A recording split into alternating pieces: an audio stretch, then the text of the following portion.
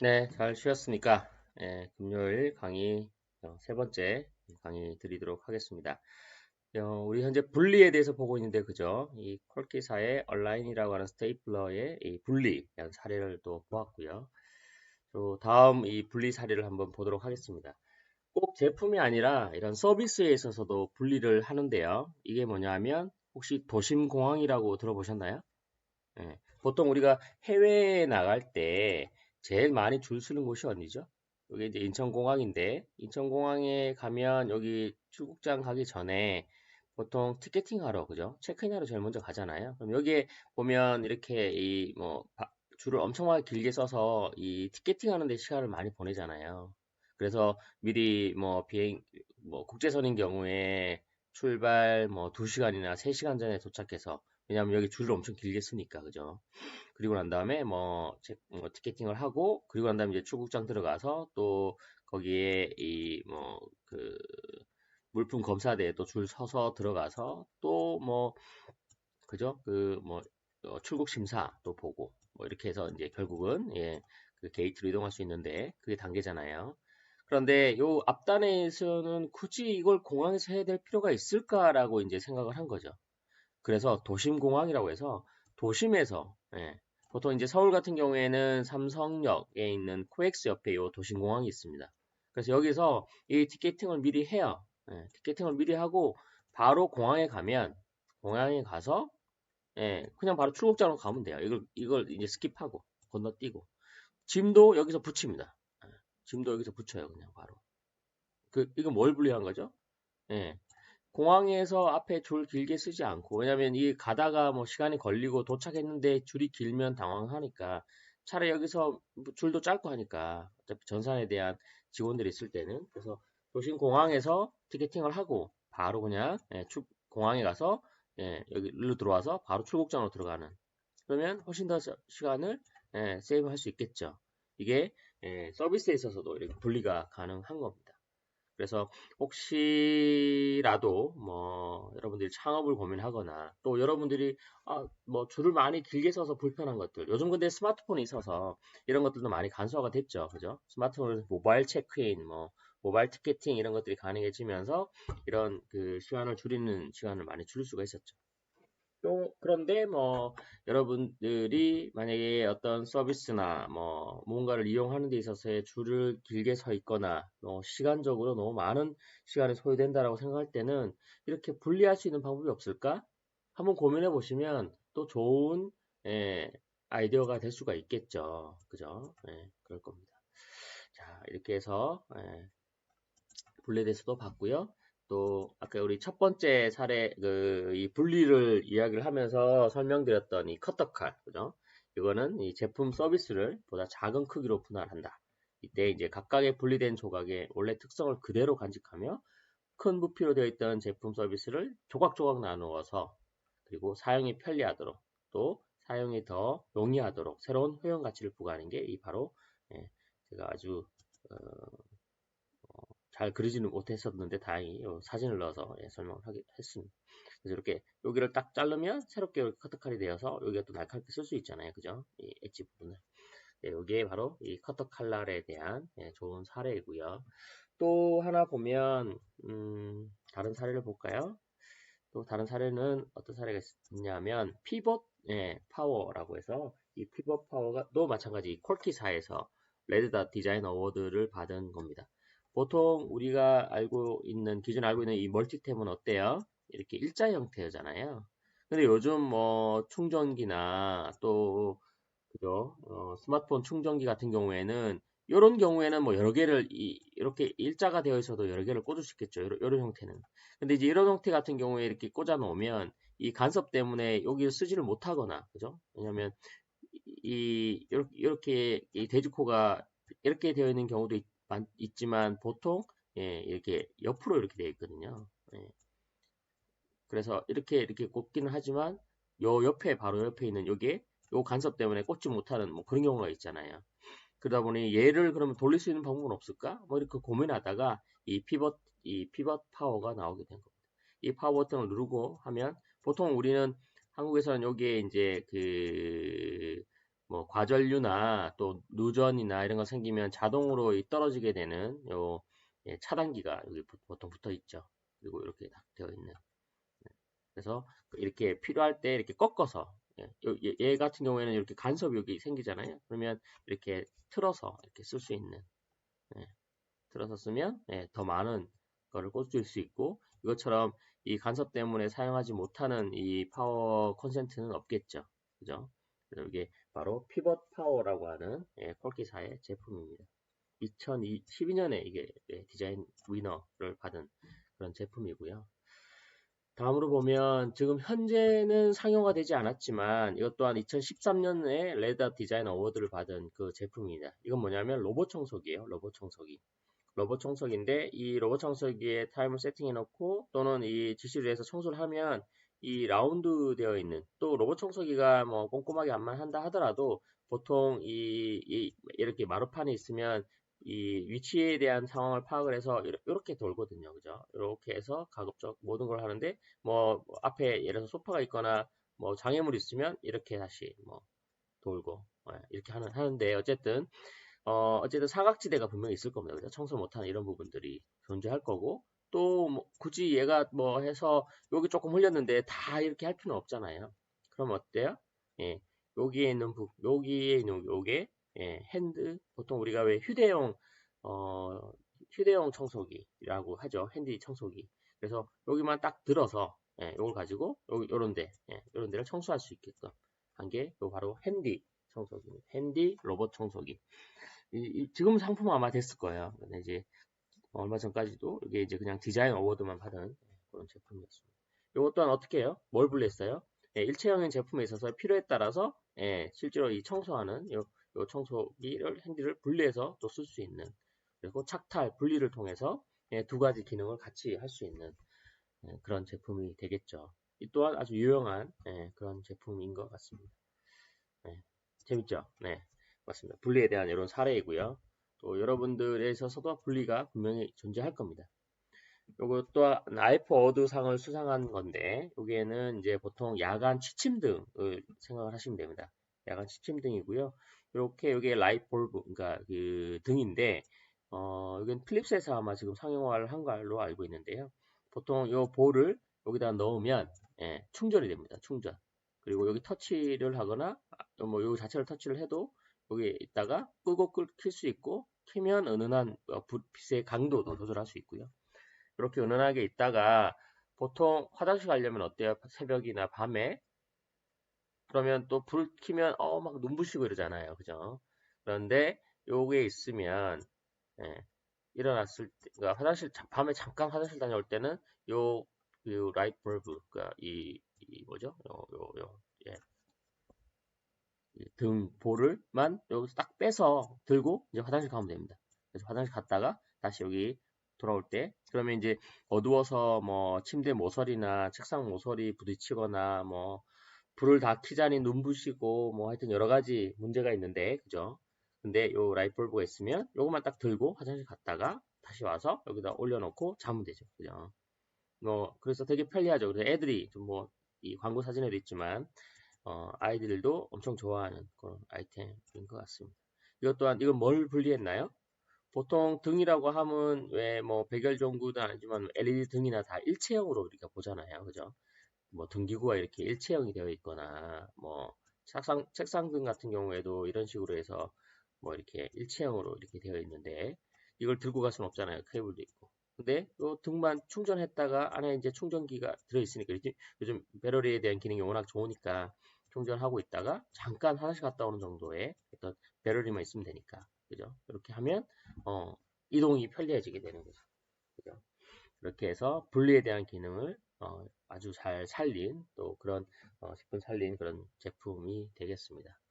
이러한 이 분리에 대한 내용들을 이렇게 사례를 보면 그래라고 쉽게 이제 뭐 그럴 수 있을 것 같아라고 하지만 이제 보고 나면 보통 그렇게 이해를 하죠. 이제 그 전에 이런 문제가 생겼을 때는 이 분리를 하기가 쉽지 않은데 그 이유는 사람들의 이제 생각 자체가 이런 구조적 고착 때문입니다. 구조적 고착 되게 중요합니다. 이론적인 부분이니까 구조적 고착인데 이 구조적 고착은 뭐냐면 사물 전체를 하나의 단일체로 생각하려는 이 심리적 편향 상태 때문에 이 분리가 잘 되지 않는 거예요.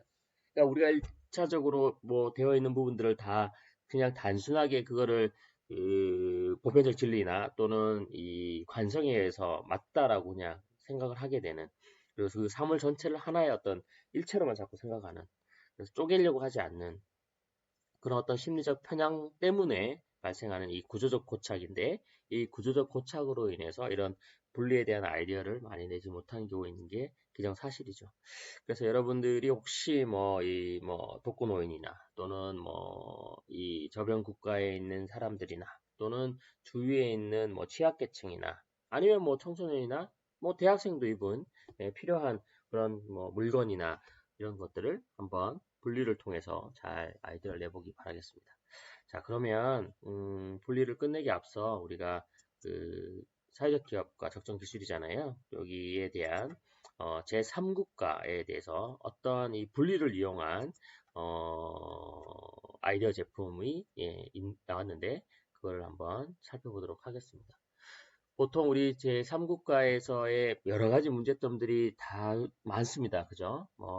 물 부족에 대한 것들, 뭐, 물에 대한 오염 때문에 그런 것들, 또, 이, 그 미숙아가 태어남에 있어서의 어떤 의료에 대한, 의료 서비스가 부족해서 생기는 사망률, 여러 가지 등등이 있지만, 그 중에 하나의 또 중요한 문제가 뭐죠?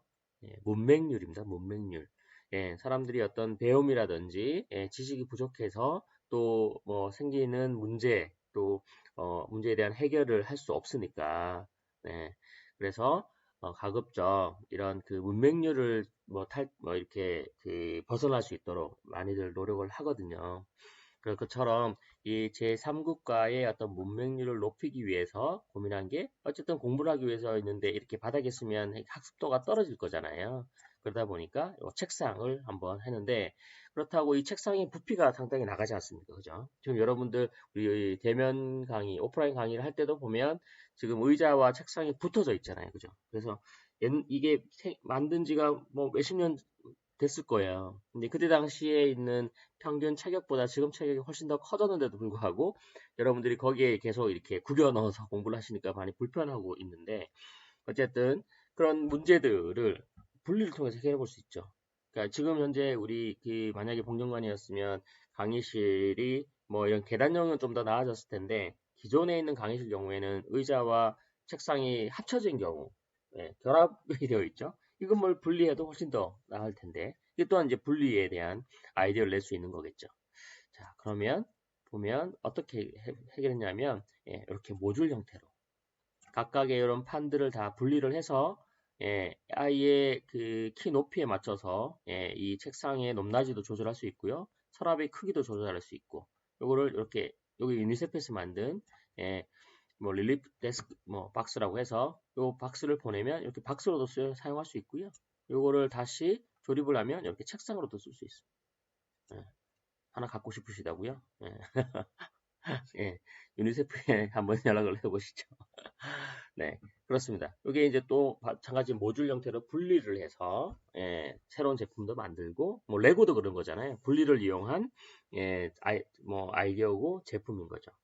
또 여러분들이 좋아하는 이케아 같은 경우에도 보면 기존의 고정형으로 되어 있던 가구들을 분리를 해서 배송을 하고 받아서 이게 이제 DIY라고 하잖아요. Do it yourself. 그러니까 DIY의 대표적인 어떤 성공 사례인데 예.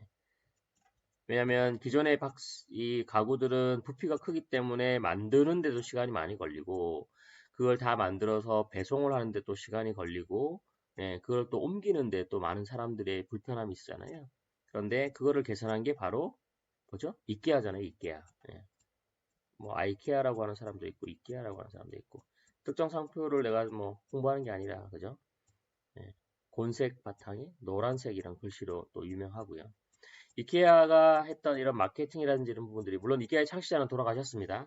하지만 이 이케아가의 그 처음에 이 마케팅과 성공할 수 있었던 전략 자체는 그 이케아의 창업주가 대학 시절에 너무 불편하더라 이거예요. 가구에 대한 부분들을.